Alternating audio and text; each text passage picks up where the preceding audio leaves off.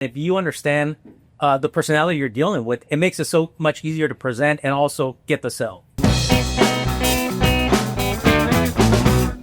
Welcome back to another episode of the Tradepreneur Show. Your host, Patrick Summers, joining me once again, co-hosting, filling in for Tanya Priest, Mr. Francisco Rodriguez. Thank you for having me back, Patrick. Yeah, man. I think we. I almost feel like I got hired here. Am I gonna start getting paid? At least buy you lunch or something, right? So listen, you've been on some earlier episodes when we first started out and we talked sales, and I got a lot of good feedback on those episodes. So I was like, yeah, he's going to be co-hosting with me again. Let's do an episode on sales, especially, now, this time of year. Oh man, it's September, October, you come out of, especially in a climate where we are, Southern California, and there's other, in the south east and places like that. You're coming out of the summer, right? And the cooling season. And you're not into the heating yet.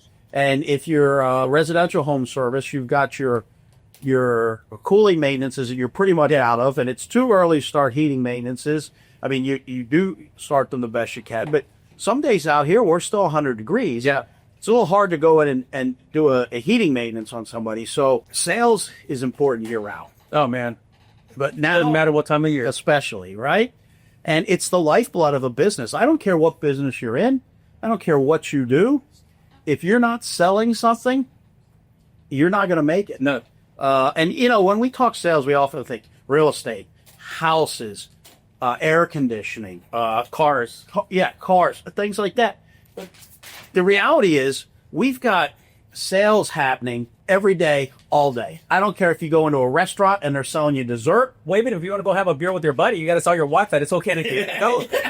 Exactly. So sales make the world go round. And unfortunately, it's kind of like when we were talking in the previous episode, the stigma around the trades. There's this stigma around sales, which to me is a joke because everybody sells. Even people that think that's the biggest thing is people. I'm not in sales. I'm not a used car salesman. Yeah, and that's it. Like what's wrong with used car salespeople? Like that's a stigma that's been created. I sold cars, and I've bought cars, and I've had good experiences, and I've had bad experiences. It's like, what would you rather say? I rob banks for a living instead of like, hey, I sell cars for a living. Yeah, I mean, anyways, we could go on and on about that, but what I really want to talk about, because you again have a proven track record in sales. You've been doing it a long time. You're a student of the craft. You've sold $5 million in 8 months. All right. That's like 7. I was a month sick with COVID. Okay, you had COVID with part of that. So, and typically you're a $2 to $4 million producer, anyways, when you were selling full time. Yeah, right. And so what I want to do is I want to talk to our listeners and just give them as much advice, wisdom, insight into the sales process and what has made you successful. And because you still go out and sell. You mostly go out and ride with the guys and coach them. But like when you walk into a home, so you're going out to a home, and when you walk in, right, trust and rapport is really important to establish it early on. Yeah. What are some of the things that you do to make that happen? I think that one of the most impactful things that I've learned to do, which is very hard, and it doesn't matter whether it's your wife or anybody else, it's listening to the homeowner, listening to what their needs are, and paying attention to it to the client. But most importantly, letting them speak, because a lot of times what happens, speaking for myself, I would go into a home and tell them what great of a job I'm going to do, but I have no clue why I'm there or what their needs or their pain points are. So you got to be able to instantly be a great listener. And that's wisdom that is in some of the many early books I've read, and are probably well known to many of our listeners. And it, it's covered and people want to be heard. They want to know, what they're saying is being digested. It's my process is like no different than having like a small interview, but a friendly interview on understanding the needs of what is happening in the home. So that way, when I come back and present my options, I'm speaking to those needs. Yeah, specifically to those needs that they told me they had pain with. Yeah.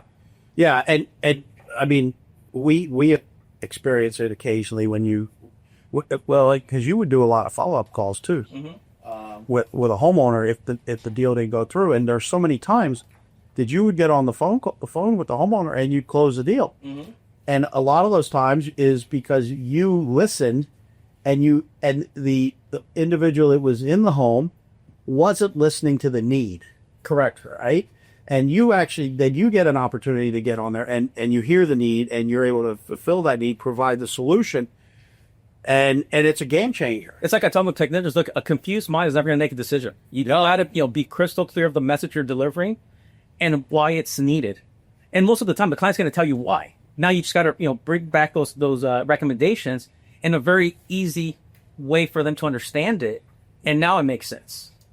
Yeah. And so what would you say is some of the most difficult customers to deal with, or you have dealt with, and how do you establish that rapport? Not to pick on you, but I think the hardest clients and easiest clients are D personalities, high D personalities, and the reason they're hard to sell is because most people don't know how to communicate properly with them.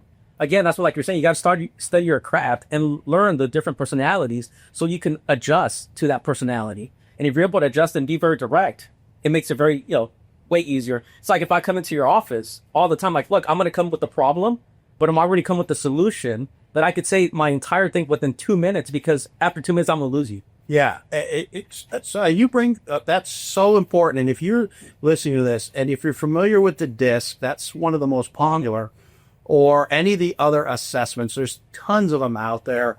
They're all, in my experience, the same thing but different.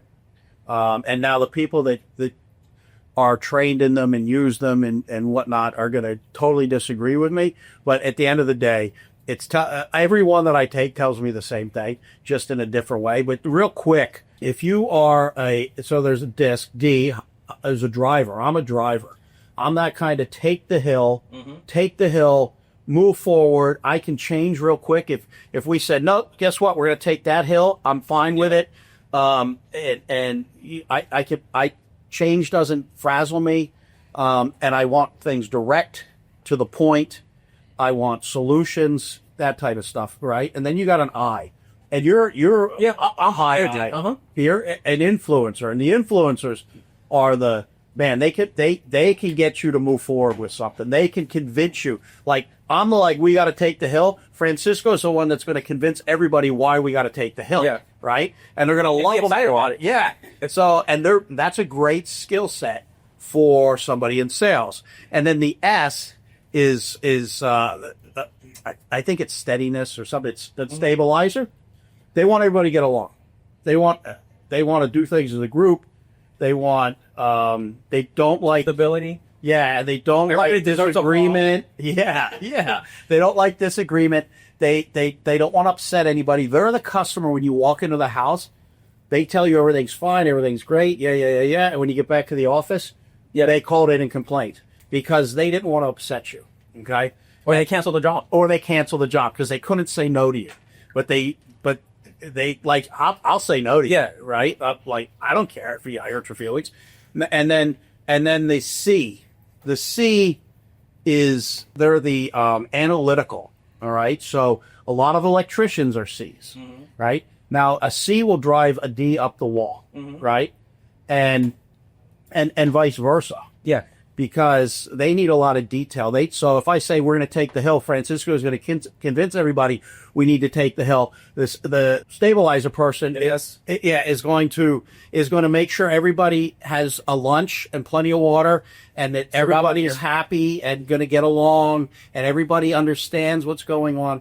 And then the C is going to be like, well, what time are we going? How long is it going to take? What route are we going to take? Well, what happens if we get up there and that route's blocked? And then what do we get up there? What do we do? What if people have to go to the bathroom? They're the ones that are going to overwhelm you with bullshit. They're the engineers. It's so funny because it just brought to mind, like when you were in travel with Tim, which he's one of our electricians, and he wanted all this detail, like what time are we leaving, what hotel are we staying at, how long is the flight, what are you, like, it was just so, you're like, look, I have no idea. I'll give it to you when I get it. Yeah, and because I'm all these people, it drives people crazy. It drives my wife crazy. I book a flight sometimes a day before. I literally was going on this trip, and it was actually a fishing trip, and I didn't know if I was going to go or not. And I get a text, and I'm in the air, and somebody texts me like, "Hey, are we going to be up to meet today?" It was an outside vendor. I said, "No, it's not going to work. I'm 33,000 feet over like Texas or something." Like, what? I said, "Yeah, I made a decision last night. I would still go. I booked my flight and I went." But you have to know who you're talking to, because if you go in, to your point, if you're a C and you come in to present to me, you're not going to get anything. Yeah. And you're going to upset me and piss me off. And again, like my wife, she is like an IS, right? And so you come in and present to her, how is it going to be different? You got to talk to her. You got to lower your tone of voice, everything. Yeah. You're going to ask about the kids. You're going to ask about the dogs. You're going to, all of that. Me, I'm going to be like, nope. Yeah, just give me the facts. So to your point, now let's go into that. They're one of the hardest, but also one of the easiest. If you understand them correctly, again, if you understand the personality you're dealing with, it makes it so much easier to present and also get the sell. So, because a high D is going to want, they're going to want to know, how are you going to solve my problem? Like, what's the price? When can this be done? And what's going to be the payment? Like, give me exact numbers. I don't want it's going to be between $200 and $300. It's going to be $250 a month with 35 cents. And now you're getting exact information that you could quickly be like, okay, $230 with 35 cents fits into my budget. I can handle that. And the D's, I can tell you from B1, when it being heard, like if I tell you what my need is, and you try and offer me something that's your need, I'm going to get pissed at you because you're not listening to me. You know what I'm saying? And then what happens is, we're so, taught it, and, especially in the beginning of sales, is, don't give them the price to the end. Well, if you pulled off into, A, B, C, D, F to get to the price, it may not work. You got to be able to adjust your presentation, not miss anything, but be able to adjust it to that personality as well. Yeah. Yeah. So that's it. It's kind of, we kind of turn this into a conversation on personalities and understanding the personalities, but that's sales. That's sales. And it goes both ways, because I know I'm a D. So when I know I'm dealing with somebody that is an I, or like you use it as an example. Like when you come to my office, you come in one way, you're not going to sit down, be this, that, there, but and when I come to your office, I sit down and talk, because you're the I, right? And so, it's very, very, very interesting, the study of personalities and there's certain things, if you study it, you'll learn how to pick up. Like, what I can usually get an idea within the first few minutes of talking to somebody, how they are. Or what they are. Now, the important, and if you like them or not, because they thought you're going to turn to your computer, beyond your computer, Yes. And so the important thing is being able to read your audience, the personality, and then being able to pivot to adjust. Mm-hmm. Right. So I'm a high D, but there's times I have to become a high I. Right. Or a high S to adjust. And I can do it for short periods of time. Yeah. Now, and everybody has a primary and a secondary. So I'm a high D, a high C. So what that means, this is how it was described to me by somebody who facilitates this stuff. They said, Patrick, you're an incredibly effective leader, but you're an asshole. And I'm like, yes, there's some truth there. So anyways, but the reason being is, and I later found this out about myself, my high analytical, my D's here, my analytical is like, here, this only exists to serve this. Yeah. I'm high this way, just to sort of prove me right or prove you wrong, or to win what I want.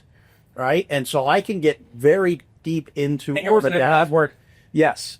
And so I know that about myself. So I know when that's a strength and when it's a hindrance. And with that said, sometimes I know it's being a hindrance and I just can't stop myself. So let's talk, and we did an episode on this, but the importance of financing, how to present it, and why. I mean, I think in today's age, you got to present it on everything.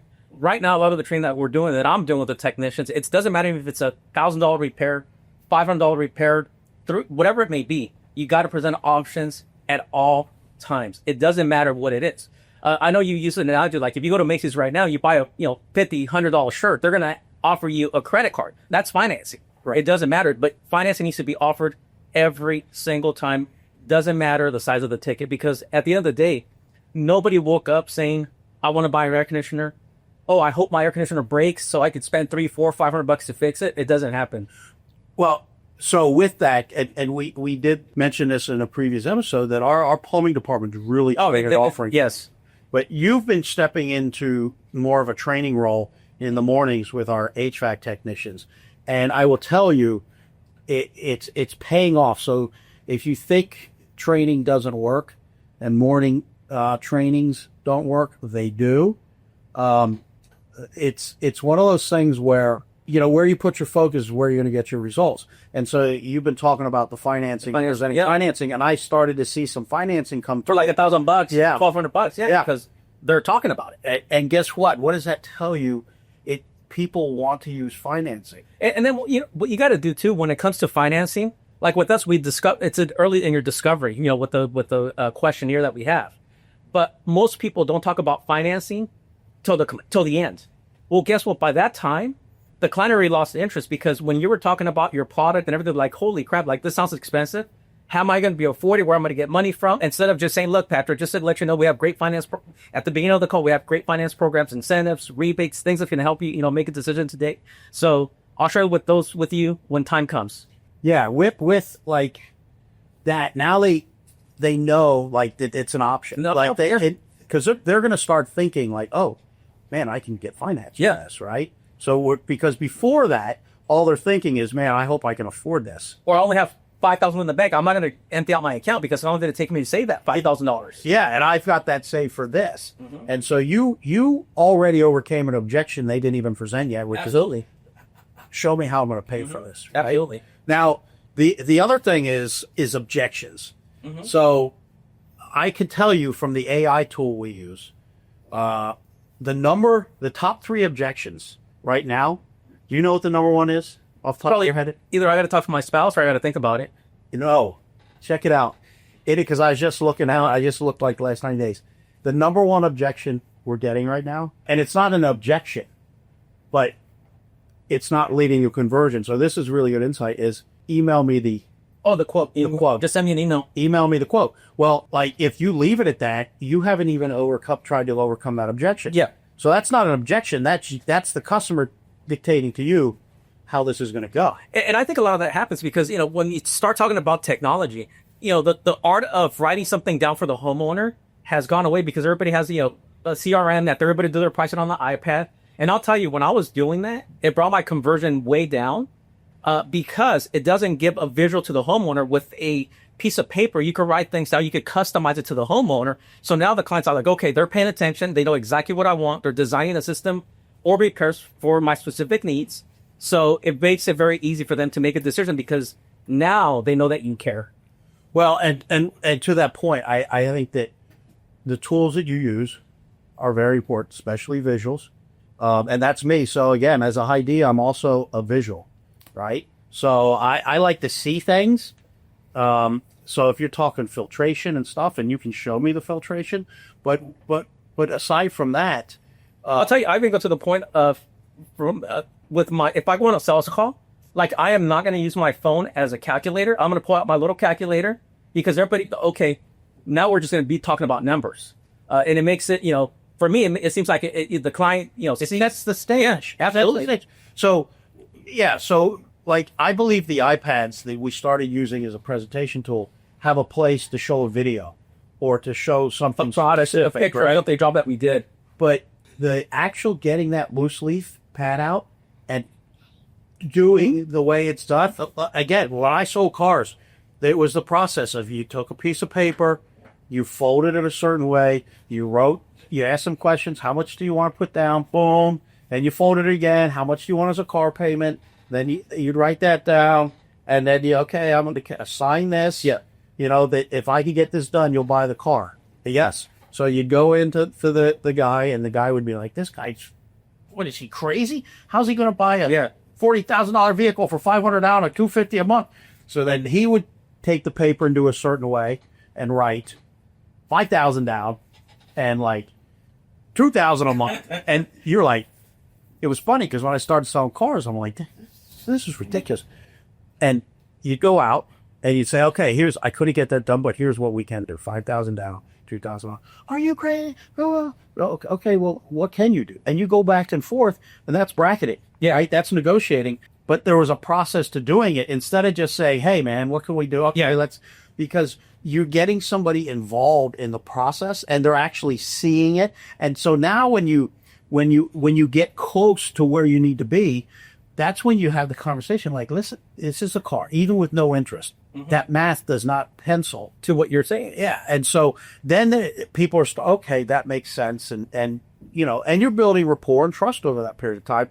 And so I think to your point with the calculator, with the pen and tablet, yeah, it makes a huge difference. It's psychological. And I'm thinking right now, even going through like sales calls that I've been to, and say they ask me about emailing a proposal.